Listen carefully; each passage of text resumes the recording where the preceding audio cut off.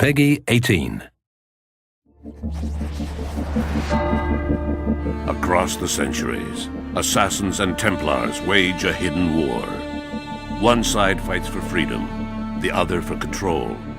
The fate of humanity hangs in the balance, and that balance is shifting.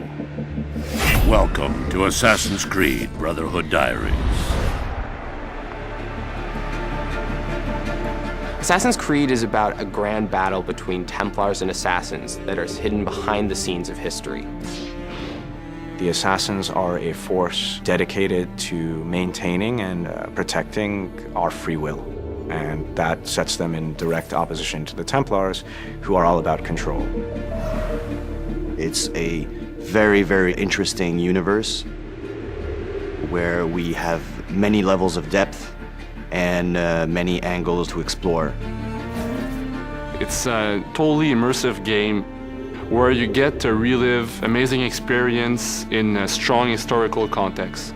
With Assassin's Creed, the fans are very important to us, and we know how many people are out there waiting for the next installment and are excited to see what's going to happen. So it's important on the story side that we deliver new twists, new turns, and that we continue the narrative the way we had begun.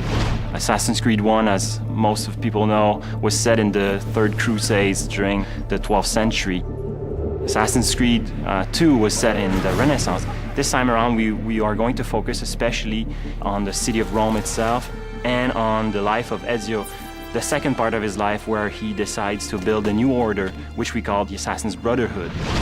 So Ezio is initially just a young guy who finds himself forced into this world that he never knew existed. He's then exposed to this war between Templars and Assassins, and then struggles and fights to find his place in things. And it just so happens to be sort of at the side of the Assassins. Assassin's Creed Brotherhood is a little bit like a new season of a great TV show. Assassin's Creed Brotherhood starts off at exactly the moment that Assassin's Creed 2 ended. So, when we made Assassin's Creed 2, we understood that Ezio's story was more epic than anything we could tell with one game. And this time around, what we wanted to give the players is the fantasy of being leader of an assassin order. And it made sense for us to put the player in that position and have that extra responsibility of not only teaching them, but also recruiting them and molding the next generation of assassins. The player will be able to recruit new assassins, train them, and eventually send them on different types of missions. You will see many familiar faces in Assassin's Creed Brotherhood. Lots of characters that you knew before in Assassin's Creed 2 will return, but not necessarily the way you expect. Now, Ezio is much older, he's wiser, and he's about to become a leader of the Assassin Order, and he'll need to prove that he truly can lead. But things aren't going to go as planned. Next on the Brotherhood Diaries. We're introducing a fresh and unique multiplayer experience, so that's the first time we are doing that for the Assassin's Creed franchise. In Assassin's Creed Brotherhood, the player is going to get to actually create the Renaissance in Rome.